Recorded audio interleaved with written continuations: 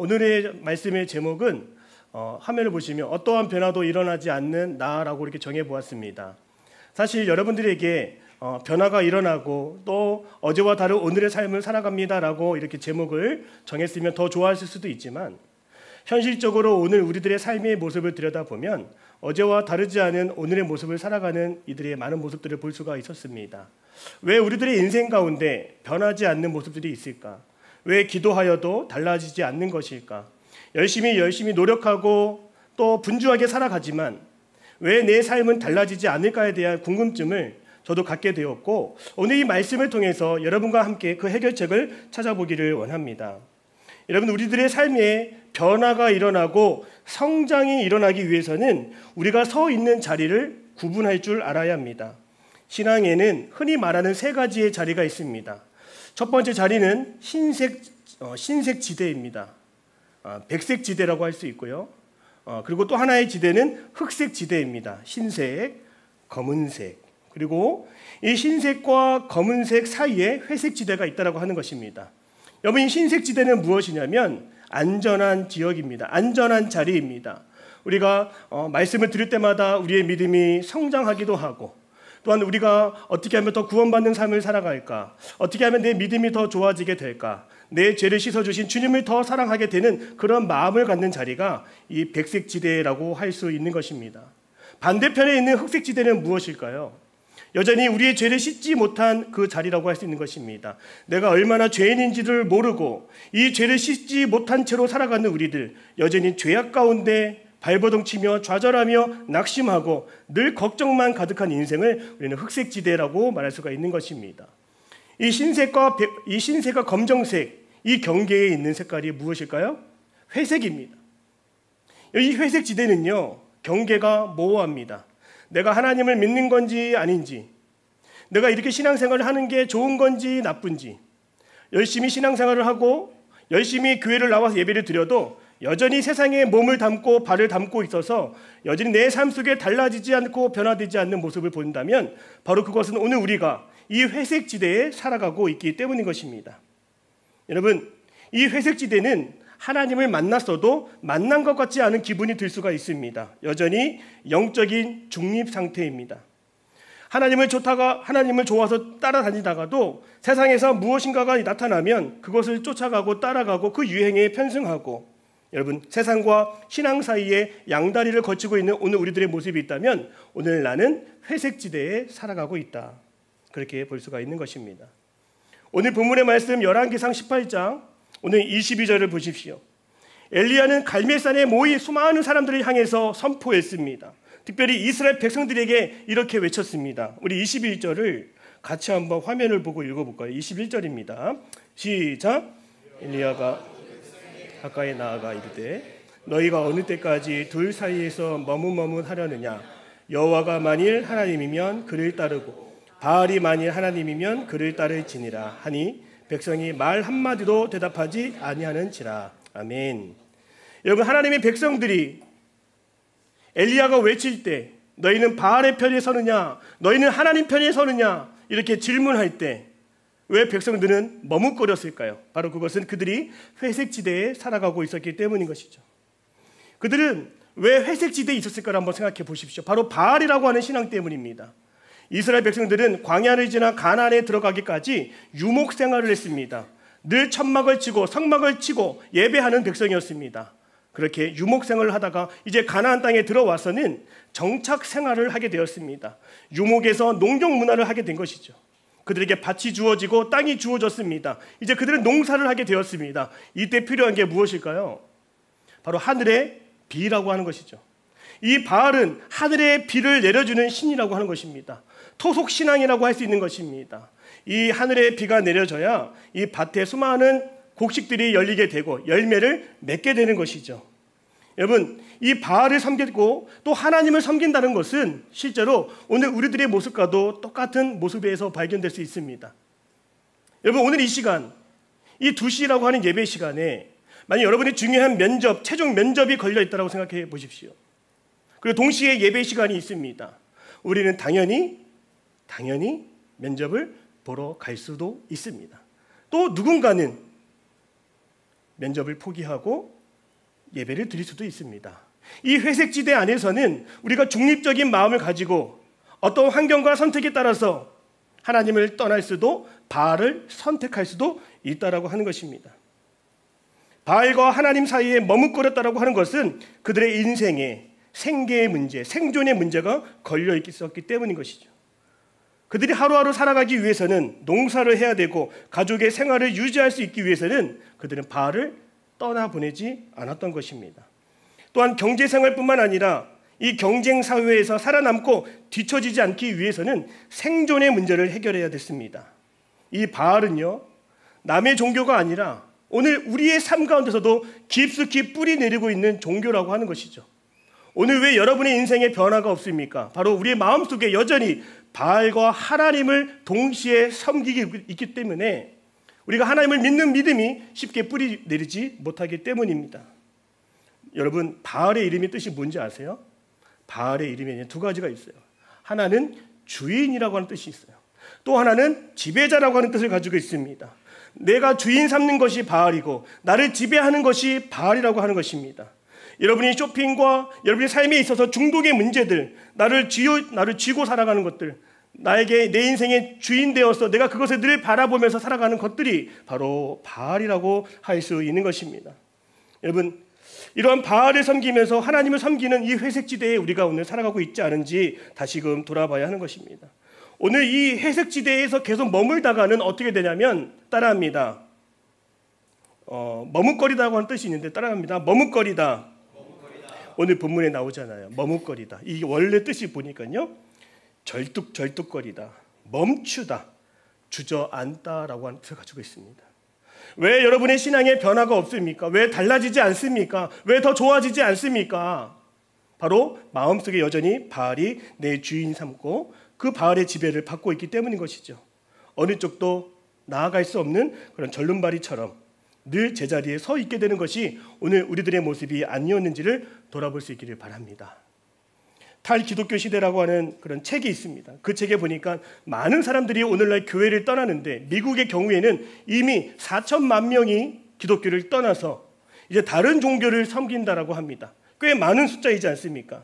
그래서 이 책의 저자는 그 주님을 쉽게 떠나는 사람들, 그 회색지대에 살아가고 있는 사람들, 그 사람들을 가리켜서 명목상 그리스도인이라고 이름 지었습니다. 여러분, 명목이 뭡니까?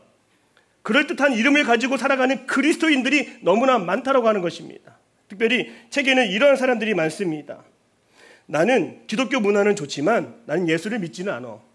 나는 기독교 찬양은 좋고 또 느낌도 좋고 뭐 감성도 풍부하지만 네 찬양이 좋다고 내가 하나님을 믿는 건 아니야. 여러분, 찬양은 좋은데, 찬양은 은혜가 되는데, 말씀의 은혜가 되는데 그렇다고 하나님을 믿는 건 아니다. 그렇게 고백하고 있는 젊은이들이 미국에 또 오늘 우리나라에도 많아지고 있습니다. 여러분, 오늘 나는 어느 지대에 살고 있습니까? 회색 지대라고 하는 것을 여러분 한번 눈여겨보십시오. 이 회색 지대에서 어느 쪽으로 가야 돼요? 더 하나님 쪽으로, 더 하나님 향하여, 더 하나님께로 나아갈 수 있는 오늘 우리들의 신앙이 되기를 주님의 이름으로 축복합니다. 그래서 우리의 신앙은 날마다 오늘 내가 모든 것을 다 갖췄다라고 해서 만족해서는 안 됩니다. 계속 사탄은 내 마음을 흑색지대로 계속 옮겨놓는 거예요. 자꾸만 내 신앙을 과거로 돌려놓는 거예요. 어제의 모습으로 돌려놓는 겁니다. 패배의 모습을 보라고 돌려놓는 것입니다. 우리가 늘 깨어서 하나님의 영에 충만하여서 우리가 더 거룩하고 신령한 하나님의 은혜를 내게 부어달라고 늘 기도하며 깨어있는 우리 모두의 신앙이 되기를 주님의 이름으로 축복합니다. 자, 그러면 여러분, 진정으로 우리의 삶의 변화가 찾아오기 위해서 우리가 두 가지 가져야 될 태도가 있다고 하는 것입니다. 첫 번째는 인생의 중요한 순번이 바뀌어야 삶의 변화가 나타난다고 하는 것입니다. 우리가 중요하게 생각하는 순번들이 있습니다. 누군가에게는 지금 직장을 먼저 들어가는 것이 가장 중요한 우선순위예요. 누군가에게는 빨리 결혼을 하는 것, 누군가에게는 빨리 어떠한 신앙의 목표를 이루는 것, 그런 것들이 우선순위가 될 수도 있습니다. 여러분, 순번이 바뀌어야 우리 삶의 진정한 변화가 나타나는 거예요. 여러분, 이 이스라엘 백성들이, 하나님의 백성들이 왜 머뭇거렸을까요? 그들의 마음속에 무엇을 중요하게 생각하는지에 대한 우선순위가 세워지지 않았기 때문인 것이죠. 아무리 바알이 좋아도, 아무리 바알을 따라도 그래도 하나님은 오직 여호와 한 분이시지라고 하는 그런 믿음, 그런 마음이 우선순위에 없었다라고 하는 것입니다. 그저 마음이 즐겁고 기쁘고 행복한 수간에 젖어 있다라가는 그렇게 우선순위 없이 우리도 물에 물 탄 듯이 술에 술 탄 듯이 흘러가면서 우리는 흔적도 없이 믿음을 다 잃어버리게 될 수 있다라고 하는 것이에요. 여러분, 어떠한 한 사람이 예수님을 찾아와서 하나님, 이 땅의 율법 가운데 무엇이 중요한지 우선순위를 매겨달라고 예수님을 찾아왔습니다. 여러분, 율법학자에게는 몇 가지 율법이 있는지 아세요? 613개의 율법이 있습니다. 그러니까 머릿속에 책을 보지 않아도 1번부터 613번까지의 율법이 다 있었다고 하는 것이죠. 그것을 외우고 그것을 실천하려고 부단히 노력을 하며 살아왔던 사람이 바로 율법학자들입니다. 여러분, 613개 가운데 248개는요 해야 한다라고 하는 그런 율법이에요. 해야 한다. 나머지 365개는 이건 하면 안 됩니다 라고 하는 금지된 율법이 있었습니다. 그러니까 매일매일 율법학자는 해야 되고 하지 말아야 되는 것들을 계산하며 살아왔다라고 하는 것이죠. 근데 그들의 마음속에도 그런데도 불구하고 무엇이 정말 중요한지 답답함이 있었습니다. 그래서 성경에 보니까 율법학자가 예수님을 찾아왔습니다. 예수님, 그 613개의 율법 중에 무엇이 중요합니까? 무엇을 첫째 삼아야 됩니까? 라고 물어봤어요. 그때 예수님께서 정말 일타 강사처럼 한 번에 딱 정리를 해줬습니다. 첫 번째, 받아 적어 하나님을 사랑하라. 두 번째, 받아 적어 이웃을 사랑하라. 세 번째, 네 번째, 다섯 번째, 여섯 번째. 여러분, 첫 번째, 두 번째 빼고는 아무것도 없습니다. 하나님의 정하신 그 율법이라 할지라도 중요한 거 한 가지 또는 두 가지만 붙들어도 나머지 율법들은 다 이해하게 되고 다 따르게 되고 이루어지며 살아갈 수 있다고 하는 것이에요. 예수님의 방법은 무엇입니까? 우리 인생에도 가장 중요한 거 하나만 붙들면 된다라고 하는 거예요. 어떤 세상 떠나는 이가 이렇게 말을 했습니다. 여러분, 유언이라고 하는 것이 무엇입니까? 정말로 마지막 인생에 정말 하고 싶은 말 하나를 남겨두지 않습니까? 뭐 제가 오늘 병에 걸려서, 질병에 걸려서 이제 제가 한 달 후면 세상을 떠난다고 하십시오. 그러면 제가 여러분들 앞에 섰을 때에 그런 기회가 주어진다라면 얘기하고 싶은 거 되게 많겠죠. 근데 오늘 이 자리가 제가 여러분에게 할 수 있는 자리, 단 한 번의 자리라면 그 많은 이야기 하지 못합니다. 저도 여러분에게 한 가지만 정할 수밖에 없는 것이에요. 뭐라고 제가 여러분들에게 얘기할 수 있겠어요? 하나님을 잘 믿으라, 이런 얘기를 할 수 있겠죠. 예전에 대한항공 회장이 세상을 떠날 때에 그 자녀들이 막 싸움을 하니까 세상을 떠날 때 어떤 유언을 남겼습니까? 어떤 유창한 말을 남겼어요? 대단한 거 아니죠. 싸우지 마라. 그 한마디만 남기고 세상을 떠났다라고 하는 것을 보십시오. 이 세상을 살아갈 때 이것도 중요한 것 같고 저것도 중요한 것 같고 더 많은 것들이 다 중요한 것 같은데 여러분, 그러다가는 무엇도 제대로 하지 못하는 우리들의 인생을 볼 수가 있습니다. 인생에서 가장 중요한 것은 그렇게 많지 않습니다. 그 한 가지에 우리가 집중할 수 있어야 되는 것이죠. 우선순위의 영적 원리가 있습니다. 그 한 가지를 붙들면, 적어도 그 한두 가지만 붙들고 살면 그 나머지들은 쉽게 풀리게 된다는 거예요. 여러분, 제가 이 동탄 시온교회라고 하는 그 교회를 제가 알게 됐는데요. 그 교회에 슬로건이 있습니다.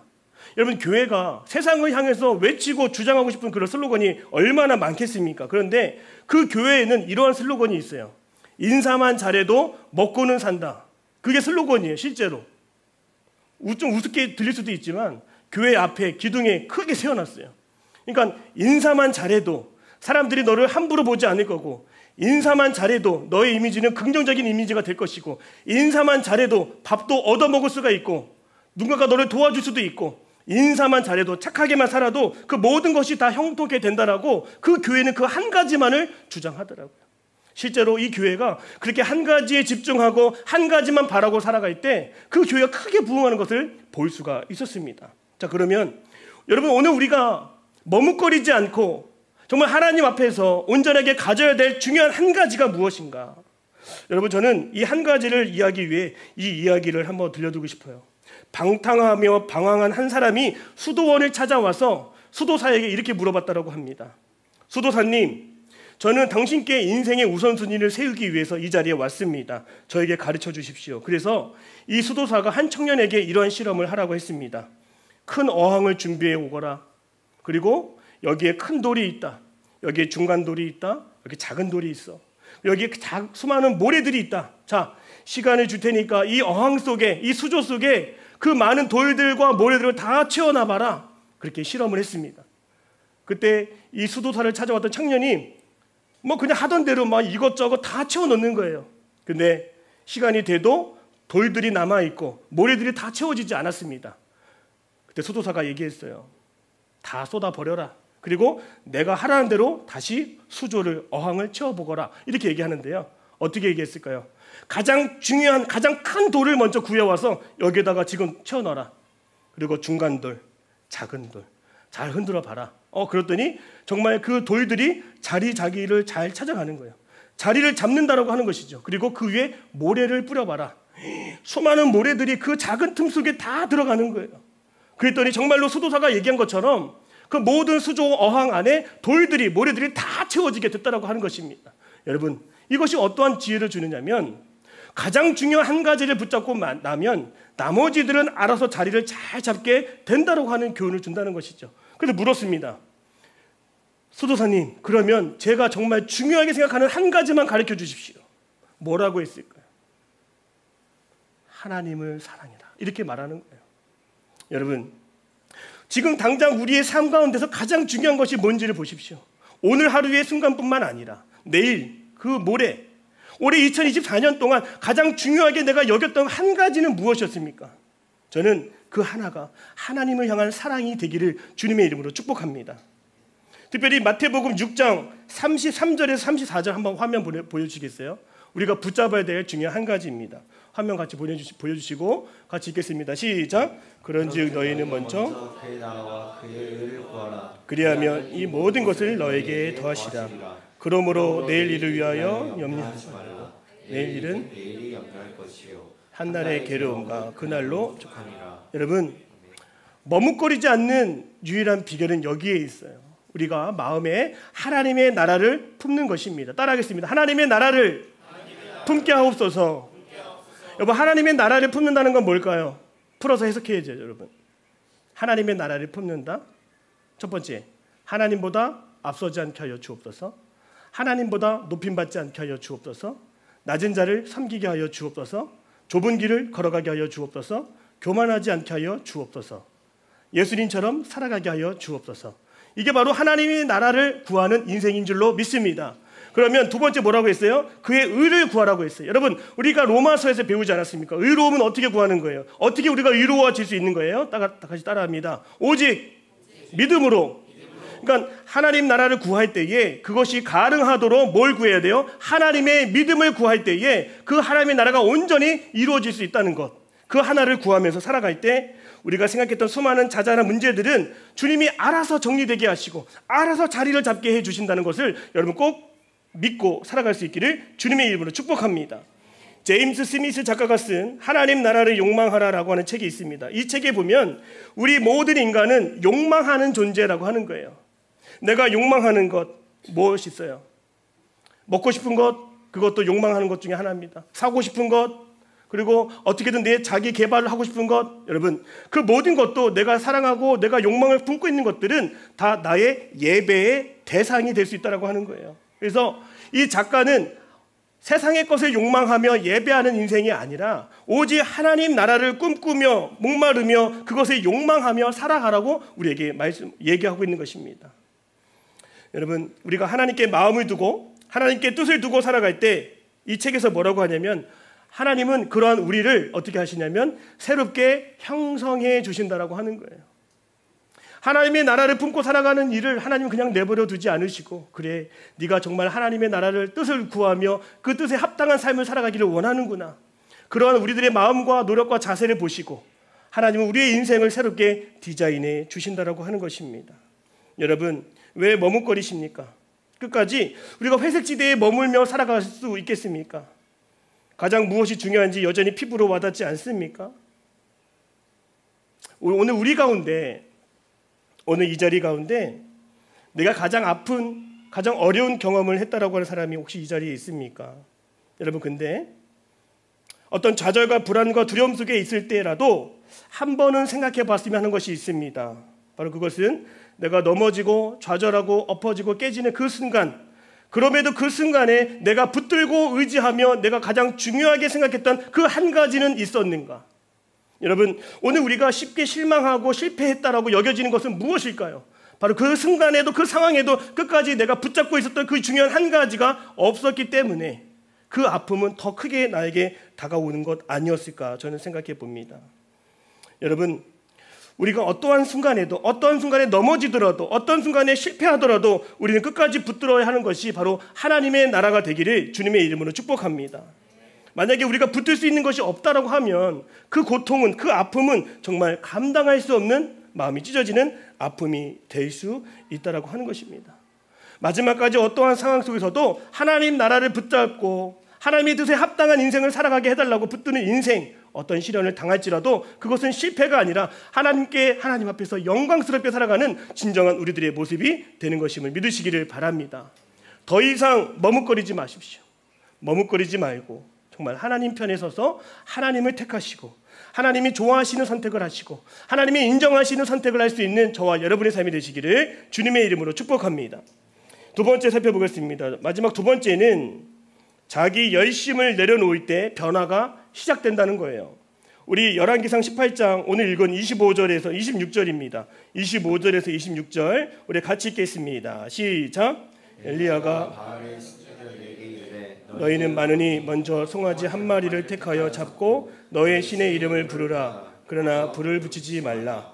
그들이 받은 송아지를 가져다가 잡고 아침부터 낮까지 바알의 이름을 불러 이르되 바알이여 우리에게 응답하소서 하나 아무 소리도 없고 아무 응답하는 자도 없으므로 그들이 그 쌓은 제단 주위에서 뛰놀더라. 아멘.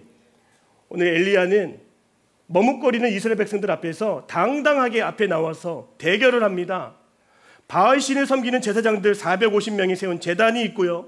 그리고 엘리야가 섬기는 하나님의 제단이 있었습니다. 두 제단이 있었습니다. 그리고 이 두 제단에 어느 하나님이, 어느 신이 진정한 불을 내려주셔서 진짜 신이 누구인지를 가려보자라고 하는 대결을 하게 되는 것이에요. 여러분, 근데 바알을 섬기는 사람들의 행동이 좀 특이합니다. 어떻게 했을까요? 오늘 본문 25절에 보니까 26절의 말씀을 보니까 따라합니다. 아침부터 낮까지. 그러니까 바알을 섬기는 사람들은 어떻게 했다는 거예요? 열심을 가지고 아침부터 시간이 지나면서 아마 굶었을 거예요. 낮이 올 때까지 누구의 이름을? 바알의 이름을 불렀다라고 하는 것이죠. 그리고 오늘 그 뒤에 말씀을 보니까 그 바알 신을 자극하기 위해서 자기의 몸을 뾰족한 걸로 긁고 피를 흘리고 자극하는 모습을 우리에게 보여주는 것이죠. 이게 무엇이에요, 여러분? 내가 원하는 결과를 얻기 위해서 내 노력과 열심으로 내가 나아가는 모습 아니겠습니까? 그런데 오늘 25절과 26절에 보면 이 바알 신을 섬기는 제사장들의 결론은 무엇이었습니까? 따라합니다. 아무 일도 나타나지 않았습니다. 그러니까 무슨 교훈이 있냐면 우리가 뜻대로 우리의 바람대로 열심히 노력하고 살아가지만 우리의 열심만 가지고는 어떠한 변화도 일어나지 않는다라고 하는 것입니다. 27절에 그들은 더 큰 목소리로 바알의 이름을 더 기도했다라고 해요. 여러분 어떻습니까? 오늘 우리도 우리의 인생 살아가면서 내가 무언가를 이루기 위해서 소리 지르며 기도하며 애원하며 여러분 살아오진 않았습니까? 여러분 1만 시간의 법칙을 아십니까? 1만 번의 수고와 1만 번의 시도와 1만 번의 노력을 해야 우리가 원하는 인생을 살아갈 수 있다고 하는 법칙이 세상 속에서 만들어졌습니다. 근데 여러분 이것을 신앙생활에 적용한다고 하면 여러분 어떻게 받아들이겠습니까? 이미 저는 1만 시간 넘었는데요. 이미 저는 1만 시간 더 초과했는데요. 근데 왜 제 삶은 그렇게 변하지 않았을까요? 여러분 신앙생활은 시간으로 채워진다고 해서 채워지는 것이 절대로 아닌 것이에요. 기도를 1시간 하여 2시간 하여 모든 것이 다 변한다라고 성경은 나와 있지 않습니다. 여러분 기도는 언제까지 하는 거예요? 1만 시간까지 하는 것이 아니라 기도는 응답될 때까지 하는 게 기도인 줄로 믿습니다. 신앙생활은 언제까지 하는 거예요? 1시간, 2시간? 오늘 내일까지? 아닙니다, 여러분. 주님 다시 오시는 그날까지 우리가 저 하나님 나라에 들어가는 그 순간까지 끝까지 교회 안에서 믿음을 지키며 살아가는 것이 오늘 우리들의 삶의 모습이 되어야 한다는 거예요. 다 된 줄 알고 착각하며 살아가지 않기를 바랍니다. 열심히 노력하면 되는 줄 알았죠. 안 돼요, 여러분. 제 43살 안 됩니다. 안 돼요, 저. 고린도전서 10장 12절에 그런즉 선줄로 생각하는 자는 넘어질까 조심하라. 이미 다 좋은 차 끌고 다니는 청년들이 혹시 이 자리에 있습니까? 이미 다 좋은 집을 구해놓은 청년들이 있습니까? 다 된 겁니까? 더 좋은 삶을 살아갈 수 있겠습니까? 여러분, 오늘 이 성경 말씀에서 내 노력으로 내 인생 되는 것이 아니라 진정한 변화는 따라합니다. 하나님의 임재가 있을 때 가능한 것입니다. 오늘 바알의 제단에 왜 변화가 없었습니까? 진정한 그 자리에는 하나님이 계시지 않았기 때문인 거예요. 여러분, 오늘 이 자리에 하나님이 계시면 그렇게 1만 시간 노력하지 않아도, 어떤 조건을 갖추지 않아도 이 제단 위에서 선포되는 말씀을 통하여서도 여러분은 충분히 하나님의 임재 가운데 변화될 줄로 믿습니다. 여러분, 임재가 뭡니까? 하나님이 오늘 이 자리에 임하셔야, 하나님이 오늘 이 자리에 함께 하셔야, 하나님이 함께 계셔서 성령의 역사가 나타나야 우리의 삶이 새롭게 변화될 수 있다고 하는 것이에요. 바알의 제단에 불이 내렸습니까, 여러분? 더 기막힌 건 뭐냐면 엘리야는 진짜 하나님을 보여주려고 자기 제단에 뭘 뿌렸어요? 물을 뿌렸다라고 해요. 성경을 끝까지 한번 다 뒤에까지 읽어보세요. 여러분, 우리가 생각할 때 도저히 불이 붙을 수 없는 상황을 만들어 놓은 거예요, 엘리야가. 왜 그래요? 이거 하나님이 임하시는 것은, 하나님의 개입은 우리가 관여할 수 없다라고 하는 것을 전제를 깔아놓는 거예요. 누군가의 수고와 노력과 열심과 밤을 새서 기도한다고 되는 것이 아니라, 우리가 열심으로 기도하며 하나님의 임재를 구할 때에 그 가운데 하나님이 계실 때 어떤 노력과 수고가 성에 차지 않아도 하나님이 계시면 그 모든 일들은 다 이루어지게 된다는 것입니다. 어느 한 사람이 묘비에 이런 이야기를 써놓았어요. 나는 젊은 시절 세상을 변화시키려고 부단히 노력했지만 세상은 변하지 않았습니다. 저는 말을 듣지 않는, 제 마음대로 되지 않는 우리 아버지를 변화시키려고 노력했지만 저희 아버지는 변하지 않았어요. 제 친구 하나 가르쳐 보려고 제가 공부하고 또 많이 조언도 했지만 제 친구도 변하지 않았어요. 근데 이 사람이 자기 유언 그 비석에 뭐라고 새겨놨냐면, 이제야 깨닫습니다. 내가 먼저 변했으면 세상도 달라졌을 것이고 친구도 달라졌을 것이고 아버지도 변했을 것을. 여러분, 이것도요, 내가 뭔가 변화해야 된다라고 의지를 가지며 살아갈 때 이런 변화가 있을 것을 예상할 수 있지 않습니까? 그런데 이것도 틀린 거죠. 내 마음 가운데, 내 삶 가운데 따라합니다. 오직 하나님이 함께 하셔야. 그랬습니다, 여러분. 하나님이 함께 하셔야 여러분의 삶이 달라질 수 있어요. 여러분의 삶이 더 좋아질 수 있습니다. 여러분의 삶 가운데 하나님의 임재를 구하는 은혜가 있기를 축복합니다. 구약 성경에 보면 모세가 나오죠. 이 모세의 인생은 정말 딱딱딱딱 3등분 나눌 수 있지 않습니까? 초반 40년, 40살 되기 전까지 왕궁에서 애굽의 왕자로 귀족 생활을 했어요. 그리고 두 번째는 40년 동안 광야에서 장인 이드로의 양을 치는 목동으로 살아왔습니다. 그리고 마지막 그의 인생 후반전에 어떻게 살아왔죠? 민족을 이끄는 지도자로 살아왔습니다. 그런데 우리가 참 눈여겨봐야 될 것은 이 모세의 젊은 시절이에요. 모세가 40이 되기까지, 저는 이미 40이 넘었잖아요. 아마 여러분들 가운데 40이 아직 되지 않은 청년들은 이 모세의 삶을 한번 들여다볼 필요가 있습니다. 모세가 40이 되기 전까지 어떻게 살았을까요, 여러분? 자기 의로 살아왔어요. 자기 힘으로 살아왔어요. 자기 열심을 가지고 살아왔어요. 그래서 자기 동족을 욕하고 때리는 애굽 사람을 쳐 죽였다라고 성경에 나오지 않습니까? 근데 참 재밌는 표현을 제가 발견했어요. 출애굽기 2장 12절을 보면서 이런 말씀이 있더라고요. 좌우를 살펴 사람이 없음을 보고 그 애굽 사람을 쳐 죽여 모래 속에 감추니라.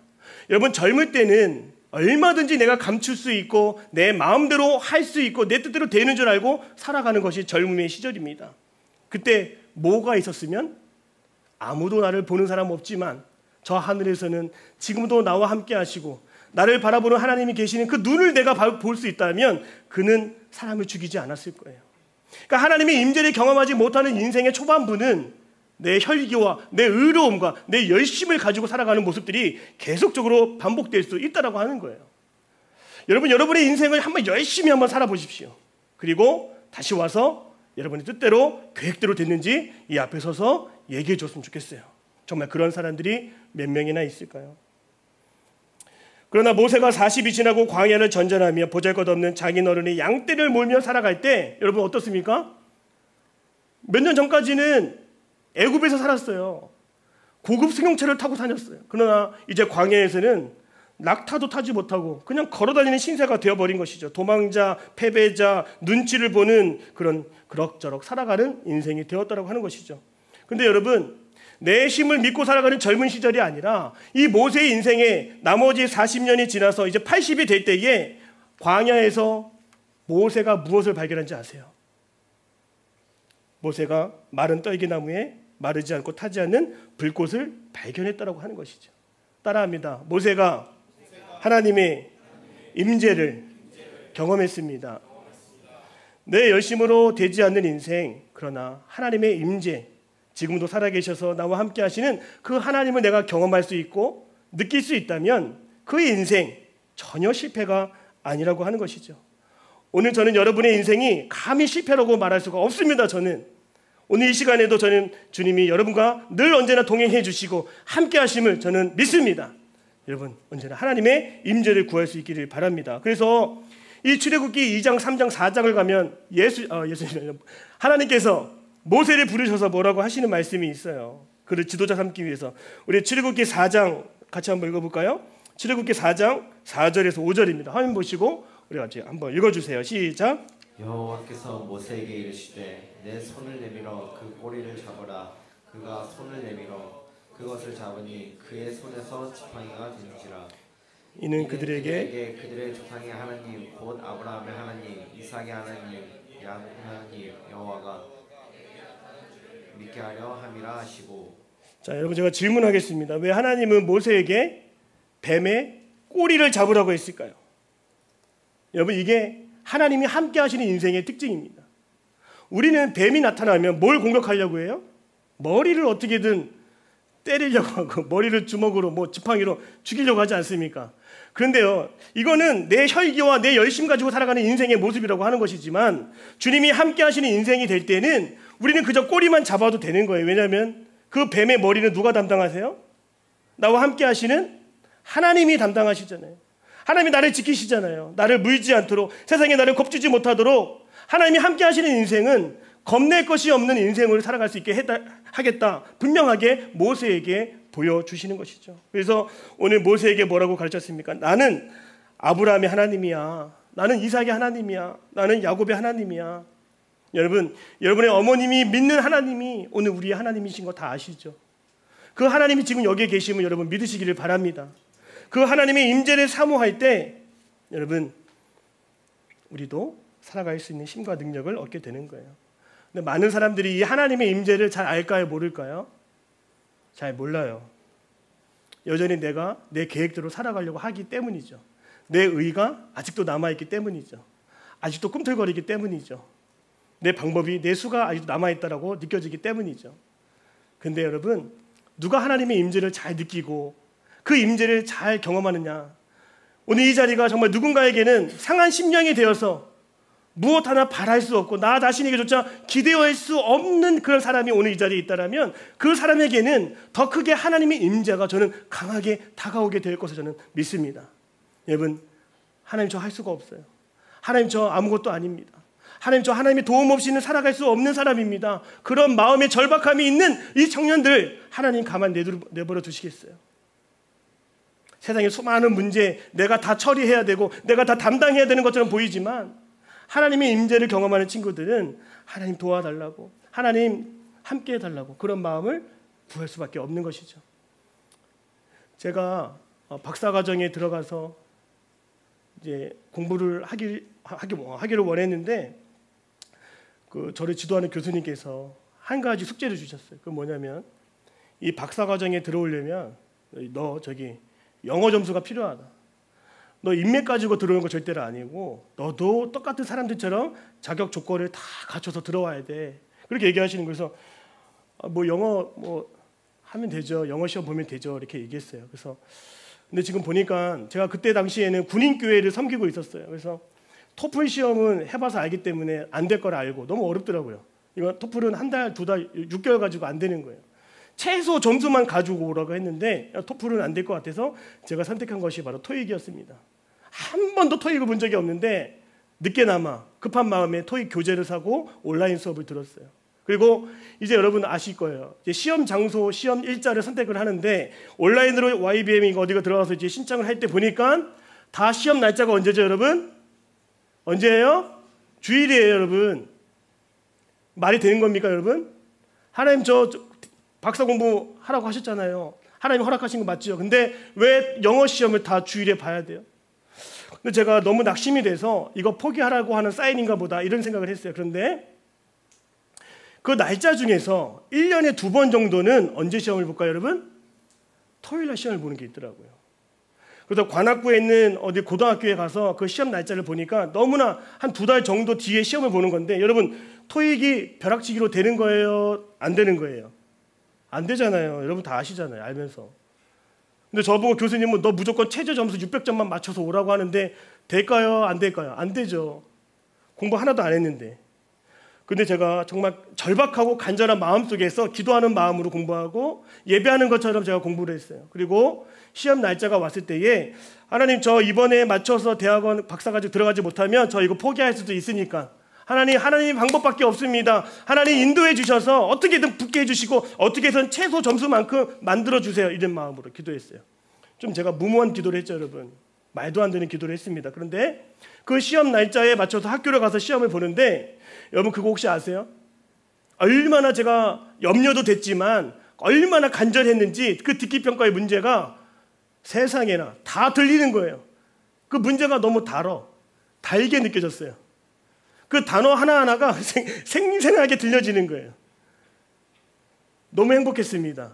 영어 할 줄도 모르고 듣지도 못하는 사람인 전데 제가 들을 수 있는 영어가 나왔다니까요. 아무도 안 기뻐하고 아무도 안 좋아하는데 전 정말 행복했습니다. 그래서 그 점수를 제가 받고서 이 점수 정말 최저 점수인데 받아줄까 했는데 받아줬던 거예요. 여러분 저도 제 인생을 살아가다 보면 모든 것을 다 포기하고 내려놓고 진짜 하나님의 은혜만 구할 때가 저에게도 있었습니다. 하나님의 임재의 시간이 전에 그 영어 시간이었어요. 토익 시험 시간이었습니다. 하나님께서 답을 보여주시는 것 같고 그 문제 하나하나가 얼마나 달고 얼마나 귀하고 그 하나하나가 되게 세세하게 느껴지고 하나님이 저를 인도하시는 것을 그 영어 시험 처음 봤는데 그 첫 시험에서 저는 최저 점수를 잘 만들어서 공부를 시작하게 되었습니다. 여러분 오늘 우리가 다 된 건 줄 알고 착각하지 말고요. 여전히 부족합니다. 여전히 가진 것이 없습니다. 여전히 우리는 부족합니다. 하나님. 그래서 하나님의 은혜와 사랑 하나님 오늘 이 자리에 함께해 주세요. 도와주세요. 그런 마음으로 간절히 여러분 기도할 수 있다면 여러분의 삶이요 따라합니다. 달라질 것입니다. 좋아질 것입니다. 하나님의 임재를 사모하여서 그 임재 가운데 어제와 다른 오늘의 삶을 살아갈 수 있기를 주님의 이름으로 축복합니다. 우리 기도하겠습니다. 사랑의 주님 감사합니다. 오늘도 주의 말씀을 통해서 그동안 변화되지 않았던 우리의 삶의 문제를 되찾고 그 문제 속에서 머뭇거리지 않을 수 있도록 우리의 삶의 우선순위를 잘 세워갈 수 있도록 주님 도와주시고 하나님의 나라와 먼저 그 의를 구할 수 있는 영적인 원리를 깨닫게 하여 주옵소서. 또한 하나님 언제나 하나님의 임재 가운데 서기를 원합니다. 하나님 없이는 되지 않는 우리의 인생 철저하게 깨닫게 하여 주옵시고 더 내려놓고 더 상한 심령으로 주님 앞에 서게 하여 주옵소서. 살아계신 예수님의 이름으로 기도드립니다. 아멘.